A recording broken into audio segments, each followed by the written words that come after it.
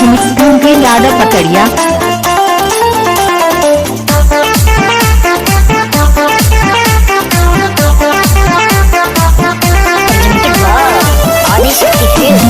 DJ ज्यादा पकड़िया।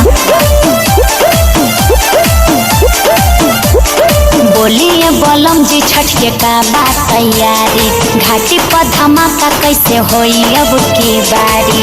ए जी बोली ना, बोलिए बलम जी छठ के का बात तैयारी, घाटी पर धमाका कैसे होई अब की बारी। माथे दौड़ा लेके बोलिया सो के जाई है।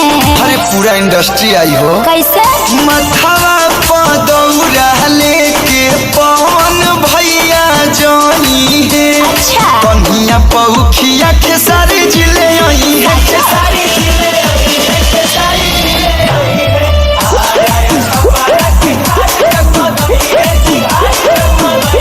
अरे बहुत अच्छा लगी जी। डीजे ज्यादा पकड़िया।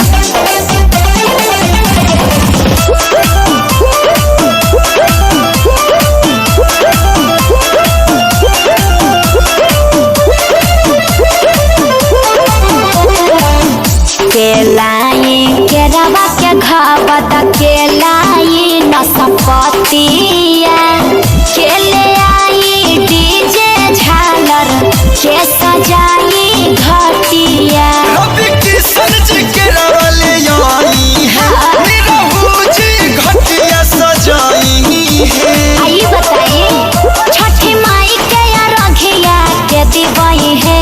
अरे हमार बाबूजी खुदे पंडित जी हमें हो। गैया के दूध लेके यहाँ समिसरा जी आई है। अच्छा चुनमुन बाबा या रखिया वही है।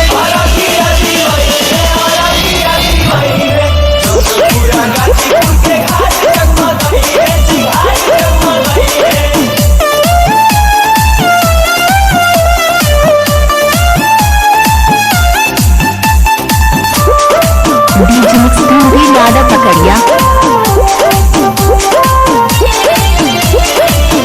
केलाई कलश पतियारी के कोसिया भरवाई हो। छठी माई के भाखल भारा बोली के उतरवाई हो। मनस्ती बाबी जी कल सुपले आई है। अखिलेश जी को भरवाई है।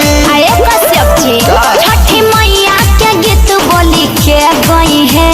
बगल में छोरा गाँव भर ढोरा श्यामाया कासियापन डीजे बजाई। तो होई गर्दनो कलुआ अंतराज गीतिया सुनाई। जिया एहे